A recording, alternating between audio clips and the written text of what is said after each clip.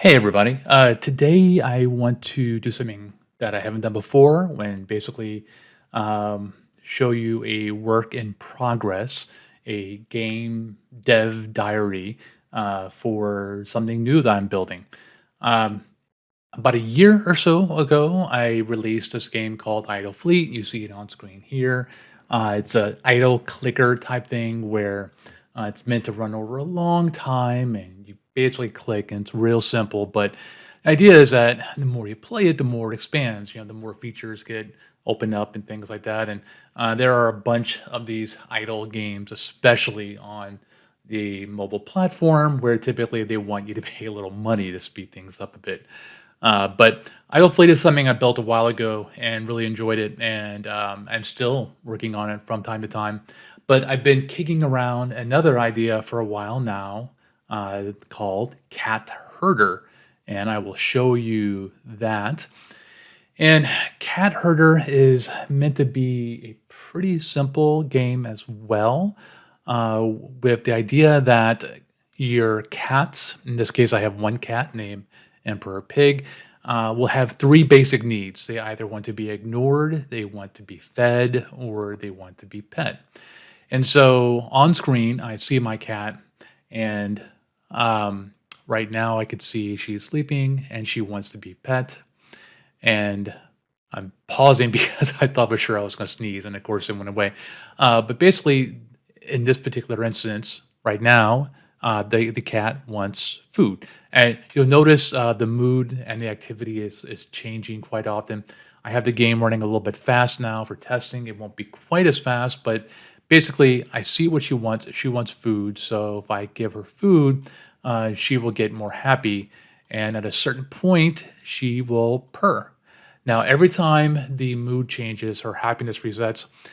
This H value you see here, I don't plan on keeping that. I plan on um, doing some other method to talk about how happy the cat is. But the idea is that you're supposed to give the cat what it needs quickly and recognize when their mood changes and switch to that and earn purrs. And purrs are essentially going to be the currency. Currency for what? Well, as you earn these purrs, you can then buy machines that will do the clicking for you. So there will be a feeding machine, a petting machine, and then for ignoring, it's just going to be a box. And basically, one machine per one cat, such that at some point, if you have 10 cats and eight machines of each type, eight of them are covering eight of your cats perfectly, and you only have to worry about two of them. And it's, you know, something that you have to kind of balance in terms of what machines you want to buy. I'm still getting to that point. Right now, what I have done is basically uh, figure out what the mood is, what they want, and render it and handle um, handle responding to your click. So right now, the cat wants food. If I pet, I'm actually making the cat unhappy, which is sad. But again, as soon as the mood resets, so does the cat. Now, if I keep petting it, yeah, I think it's 10. For every 10, you get a purr or so. And these are things I'm going to switch. But let me just show you how this will look when you have a bunch of cats. Right now, I'm thinking you will buy cats with purrs, so you can go between buying machines or buying more cats. I'm also thinking, like in the real world, cats will adopt you, and some will just randomly show up. So I'm going to add a bunch of cats here, and you can kind of see what I have going on. All right, so we've got one, two, three, four. We have a bunch. Um, when I first saw this, and I saw that the boxes were changing size, I immediately thought, "Oh, okay, that's a CSS issue. I need to fix that." But then I realized, I'm kind of going for a kind of chaotic environment because cats. And I decided I'm not going to fix it because I kind of want things to be shifting around a bit. And as you try to take care of a cat, you misclick because of the redraw. Uh, yeah, that's going to be fun and annoying at the same time. So Right now, all I have working is rendering the cat, switching the mood, and letting you do one of the three actions and allowing you to earn from that. And again, it is running very, very quick now. I do want the cats to change their moods often, but I'm going to slow it down from what you see here. So, how am I building this? I am using Alpine JS. I'll scroll at the bottom. Alpine JS and Shoelace for the web components. And you can see Shoelace right there, all those SL, those are all web components. I'm using a card for the cat, and then button groups and buttons. The code, again, is Alpine JS. Right now, all one file.